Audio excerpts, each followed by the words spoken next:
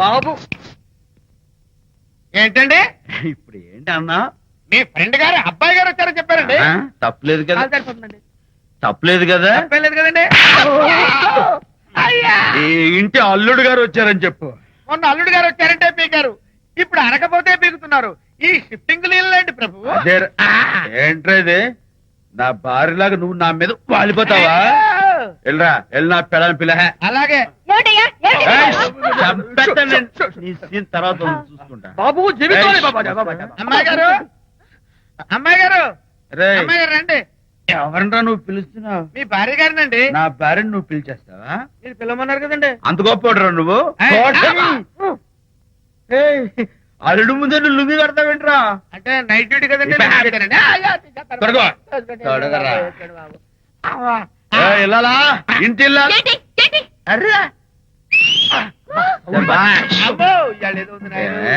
Public లో మొగుడు పట్టుకుని నువ్వు నానా మాటలు అంటావే? ఏయ్, నేనే మీ బాబు కూడా మంది తీసుకొచ్చానా? మా ఓన్ బాబు కూడా మంది తాగాను.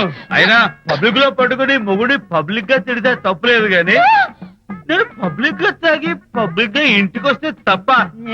ఇదిగో, నువ్వు చేసిన తప్పుకి లెంపలు వేసుకుని గుంజులు తీరే. ఏయ్! ఏయ్, నువ్వు నన్ను ముట్టుకున్నావా? You touch me here. అసలు నిన్న అనాలి. బంగారు లాంటి నా పిల్లలకి తప్పుడు మాట చెప్పి దాని మనసు పాడు చేసేందుకు నేను అత్తగారిని కొడతావా ఏంటి? నీకేమైనా డౌటా? కొట్టు చూద్దాం. కొట్టు. అంటే తాగేసిన మైకంలో దైవలాంటి అత్తను కొట్టేశాను. నన్ను క్షమించేంత వరకు నేను గుళ్ళు వేసి లేదు సార్. అన్నా ఈయన కొద్ది చేయి నోడిపోయి అన్న మిమ్మల్ని ఎక్కడో చూసినట్టుందన్నా. పాత బస్తీలో బేకరీ ఉండేది కదా, అక్కడ చూసుంటావు. కరెక్ట్. అక్కడ ఎప్పుడు అల్లర్లు గొడవలు, దాని వల్ల షాపు తెరిచేది తక్కువ, మూసేది ఎక్కువ. నేను చేసిన దూద్ పేడ గేదె పేడ వాసన వచ్చేది. ఆ పఫ్లు కేకులు నిలవండిపోయి తినవాళ్ళకి దోగులు వచ్చాయి. అంతా లాసే. ఇంకా లాభం లేదని చెప్పి ఈ సైకిల్ షాప్